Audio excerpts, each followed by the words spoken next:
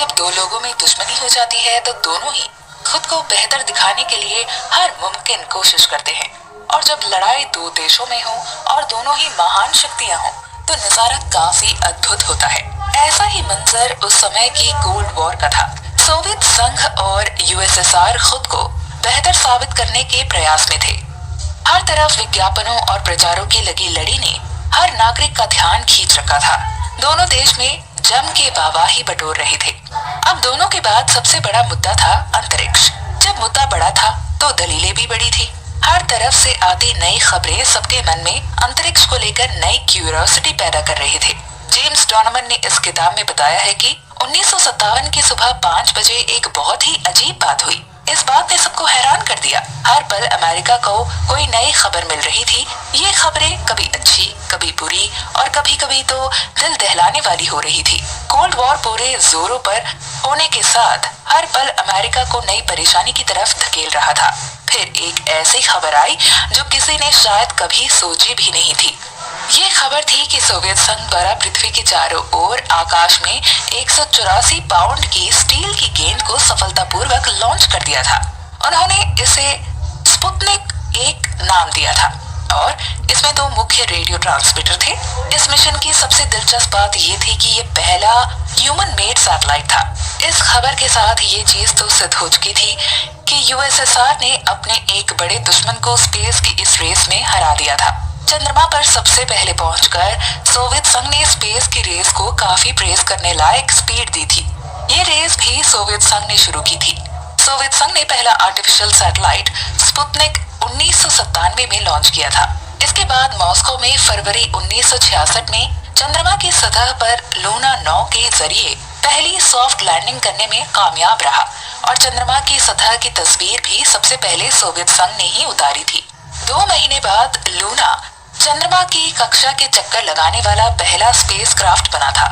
इससे चंद्रमा की सतह के बारे में रिसर्च करने में मदद मिली थी। पहले दोनों देशों के स्पेस साइंटिस्ट ने माना था कि चंद्रमा की सतह पर सीधे उतरने की कोशिश करने के बदले अप्रत्यक्ष तौर पर कोशिश करना ज्यादा बेहतर होगा। 1961 में नासा के वैज्ञानिक जॉन ह्यूबोल्ट ने लूनार ऑर्बिट रॉन्डेवू LOR को नजरिया दिया, जिसमें ये कहा गया कि एक मदरशिप होगा जो चंद्रमा की कक्षा के चक्कर लगाएगा और एक छोटा स्पेसक्राफ्ट उससे अलग होकर सतह पर लैंड करेगा।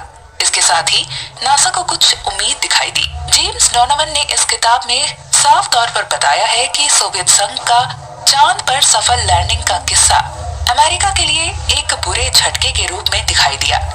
इस वाकया ने अमेरिका को सच के सामने लाकर कर खड़ा कर दिया और ये एहसास दिलवाया कि अमेरिका अब तकनीकी जानकारी में पीछे हो रहा है। लेकिन ये बात अमेरिका को हजम नहीं हो रही थी, क्योंकि ये वो दौर था जब अमेरिका अपने तकनीकी क्षेत्र में सबसे आगे होने का घमंड करता था।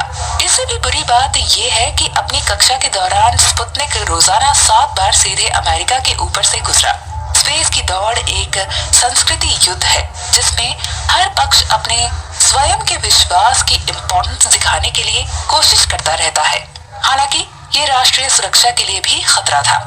इसके बाद फ्लोरिडा के केप कैनावेरल में एक मिलिट्री मिसाइल लॉन्च फैसिलिटी के लगभग 4 सप्ताह बाद अमेरिकियों ने अपने स्वयं के प्रयास किए गए सैटेलाइट लॉन्च के साथ यूएसएसआर को करारा जवाब दिया। ये टीवी पर प्रसारित किया गया था और 70 फुट के रॉकेट के लॉन्च के परिणाम स्वरूप केवल एक विस्फोट हुआ, क्योंकि लाखों दर्शकों ने इसे देखा। छोटा सैटेलाइट रॉकेट के आर पार लटका हुआ आगे के गोले से बच निकला और झाड़ियों में लुढ़क गया। इस दृश्य को देखने वाले सभी लोग एकदम हैरान हो गए थे। अमेरिकियों को स्वभाव में काफी हद तक नम्रता आ चुकी थी और उन्हें स्पेस रिकॉर्ड रखने वाले यूएसएसआर की भावना के आदी होना होगा। साथ ही किसी ने भी इस बात की आशा नहीं की थी कि यूएस प्लेइंग कैच अप प्रारंभिक स्पेस दौड़ का एक नियमित विषय बन जाए।